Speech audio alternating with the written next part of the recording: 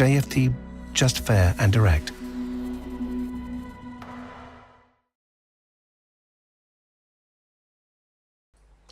Okay, hello and welcome everyone. Welcome to JFD Traders Tea Time with me, Darius Anucauskas. Today's the 9th of November 2020. So yep, welcome everyone. Welcome to this Monday's afternoon session where we're going to have a very quick look at the markets, a few of the charts, the usual stuff.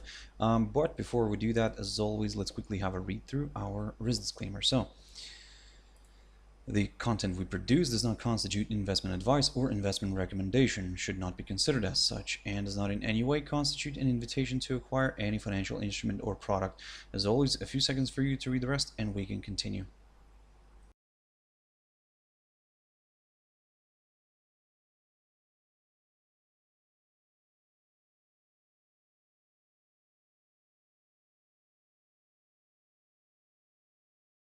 Okay, so now then, also just before we jump into the charts, quick mentioning of our JFD YouTube channel, to which you can always subscribe to in order not to miss any of our upcoming videos.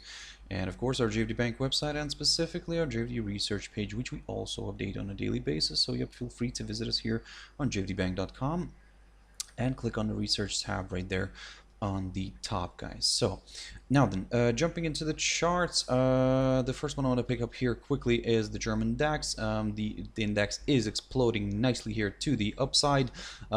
Basically, look at this beautiful move here, of course driven mainly by the news that that came out a little bit earlier on, coming out from Pfizer and BioNTech, that these two have showed good results. Their vaccine trials showed good results.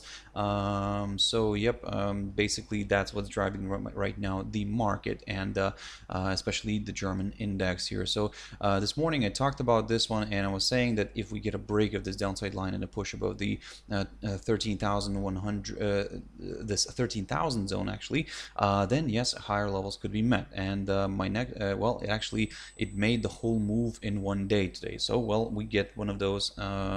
We're quite happy. So it reached one of my targets here, the 13,263, and got a hold up here and is now drifting back down a little bit. So in other words, guys, let's see how and where this index is going to close today. And of course, we'll keep an eye on the US equities as well, just to see what to expect tomorrow on German DAX before the opening bell here in Europe. So again, like I said, for now, everything's looking quite positive, and there's a good chance we could see this one drifting further north. Now, jumping into NASDAQ 100 and the index, on Friday, it ended up the day here basically unchanged to Thursday's trading, but in general, the last week it had a very nice rally here. Of course, you've seen that, and the most important is that we were keeping an eye on this little downside line here, which kind of got broken nicely. So in a way, what I was saying, that in a way there is a possibility maybe to see a bit of a correction here to the upside. However, given today's news that we had a nice pop here to the upside, the index, the cash index, NASDAQ 100 cash index, is currently trading at around 12,175 territory. So basically just slightly below this hurdle, this 12,205 zone. It did overshoot it today on the news, but yeah, it's currently back below this area, back below this highest point of October. And in a way, if it continues to trade here, then in this area here above this downside line but below this 12,205 zone, will remain a little bit, let's say, cautiously bullish. But if we get a nice pop, a further pop above this 12,205 territory, then yes, of course, the next target is the all-time high for this index, which was reached in September. Let me just double check everything very quickly. So yes, in September it was reached here, and the that high is the 12,440 territory, roughly around there. So we'll keep a close eye on that one. It could be quite interesting to see if we can actually get a new all-time high here, maybe even this week. But and certainly, of course, the positive news are kind of helping this idea. But of course, let's be very careful for now. You know, if you want to aim for some higher levels, wait for that pop above the 12,205 zone. The S&P 500 also showing good results, and I haven't looked at this one for quite a while. Let me just remove all the drawings here. Now, of course, the main levels to watch for now are the highest point of October near the 3,550 mark, and the highest point of September, or in other words, the all-time high near the 3,588 zone. Now, if we look at the cash index, we can see that the index is trading already above this hurdle, above this all-time high. Basically, it's already hitting a new all-time high. So let's see how it's gonna open up here. I mean, first of all, we'll have a nice opening gap here to the upside, and well, we'll have a nice opening above this hurdle, above this 3,588 zone, and we'll keep a close eye on it, because now this area could be seen as a good support level. So keep your eyes on that one, and like I said, let's see how this is going to play out. But for now, guys, it's very interesting. It's very, at the same time, very tricky. I know that it could be tempting to go short, but at the moment, the momentum for now is to the upside, so be very careful on that. Let's wait for that confirmation signal, guys, before, let's say, examining potential maybe a potential correction to the downside. If it drops back below this 3,588 zone and closes below this area, then maybe that's the little signal that we could take as a potential kind of condition for examining lower areas. So keep your eyes on this one. Another index, DXY, the dollar index, is, to be honest, unchanged. Remains here. That actually not much has changed since the morning analysis. Basically, if what I was saying, that if it continues to trade below this 92.47 territory, then yep, in a way there is a good chance for this one to drift lower. But as you can see this morning, yes, we did have a test of this area, but now the bears are taking control again, and it seems like it wants to drift lower. My next target is the 91.75 territory right here, which is the lowest point of September of this year. Now, gold, of course, gold is getting affected by the positive news. I mean, as a safe haven, in general, all the safe havens right now are kind of taking a hit. Of course, the market sentiment has changed into a risk-on one. So you can see gold is taking a huge hit. It's dropping back below this downside line taken from the high of the 18th of August. And what I was saying this morning to you guys, that if it drops below this 1877 territory right here, then yep, we could start looking at some lower levels. Ideally, I would like to see the daily candle remaining below this area, because at the same point here we have the 100-day EMA, and basically if we do see this commodity, this daily candle of this commodity staying below this hurdle, then well, lower levels here could be met. WTI Oil, and look at this beautiful explosion here to the upside. I talked about this level, guys, and this level right here, the 39.23 this morning, exactly this morning, because what I was saying, that if we get a nice pop above this, and the pop, this is the pop that we need in order to aim for some higher levels.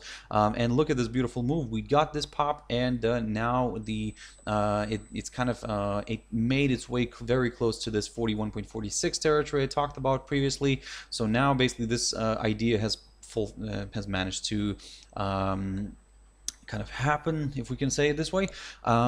We've reached our target. Now the big question here is, can we continue moving higher? Of course, I'll be very careful right now.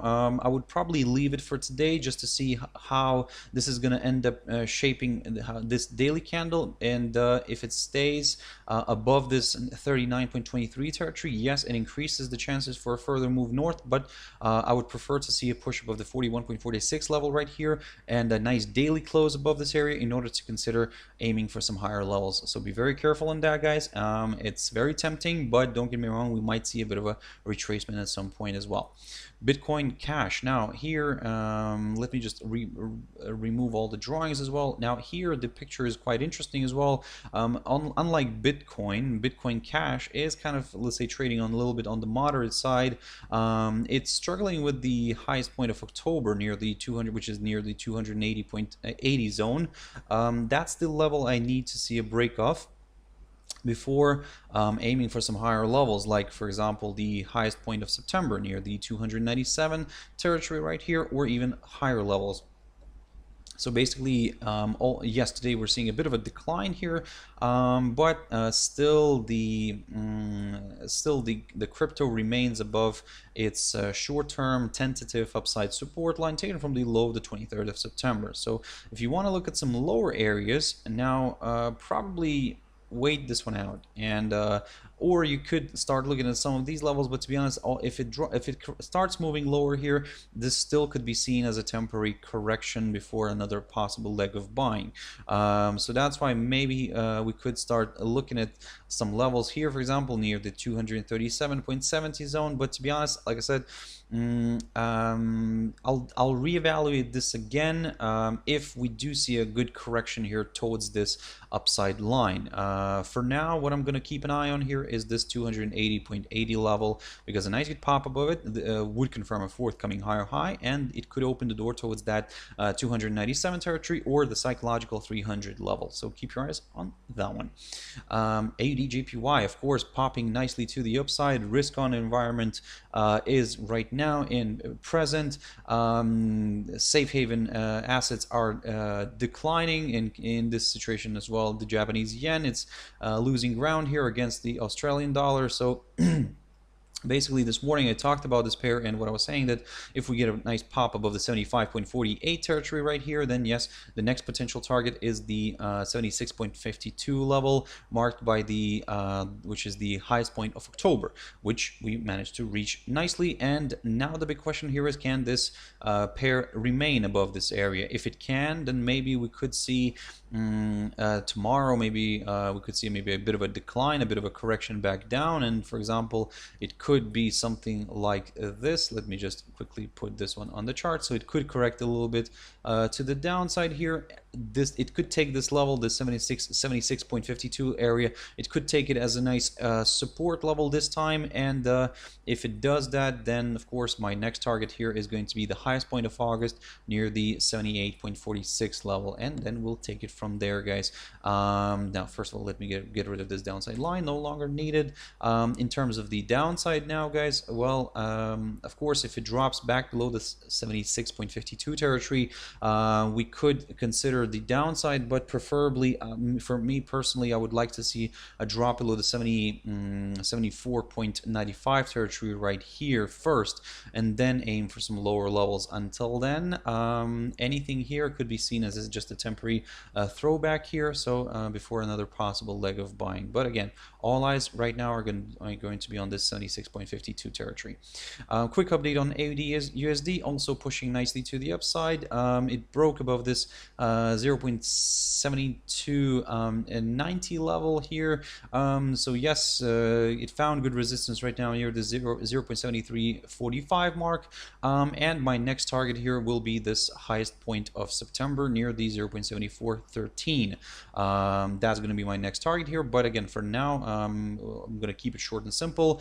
If it remains above this 0.7290 level today, then yes, I'm going to continue targeting the upside. But if it doesn't, and if it falls back in here, then well, maybe not all is good here in the bull block. Maybe we could be seeing a bit a potential correction lower. For me to start looking at some downside, I would need to see a drop below the 0.7245 right now area right here, marked by the high of the 9th of October. So the 0.7245, if we get a nice drop below it, then yes, we'll consider a bit of a correction lower here.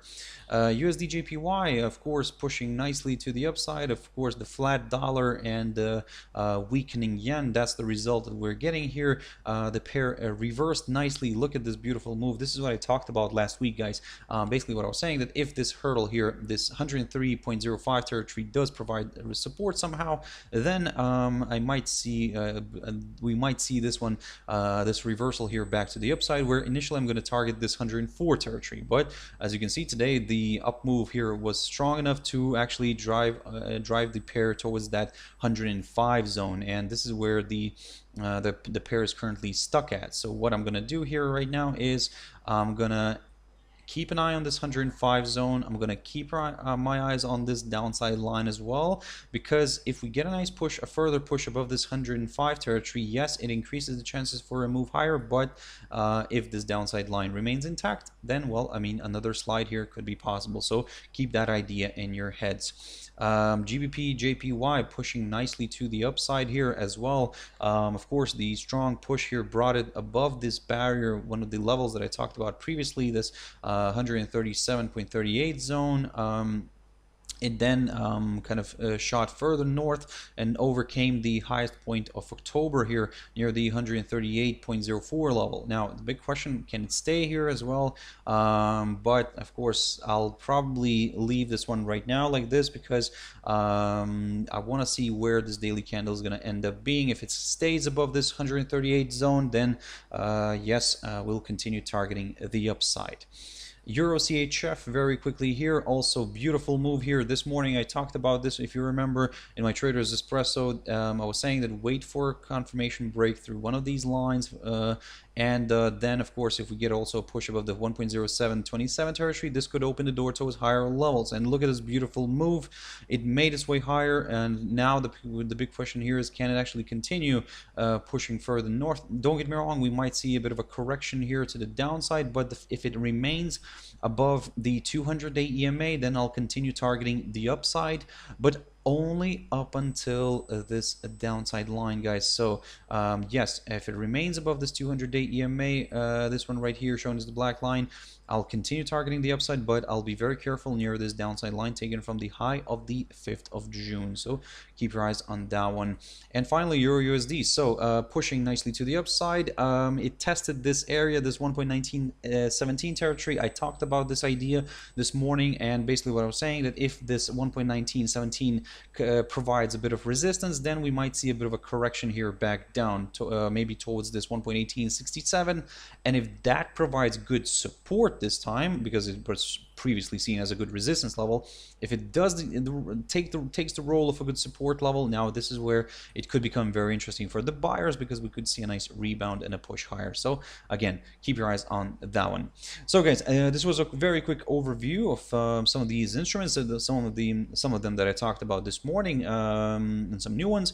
I'll pick up on some of these tomorrow morning in my Trader's Espresso, as always, 7 o'clock GMT time. But for now, guys, I hope you have a wonderful trading day, evening, and in general, have a wonderful evening, guys. Have a wonderful day if you're in the Americas. So yeah, guys, thank you very much for watching, listening. I really appreciate your time, and I'll see you tomorrow at my Trader's Espresso, 7 o'clock GMT time. Thank you very much, and bye-bye.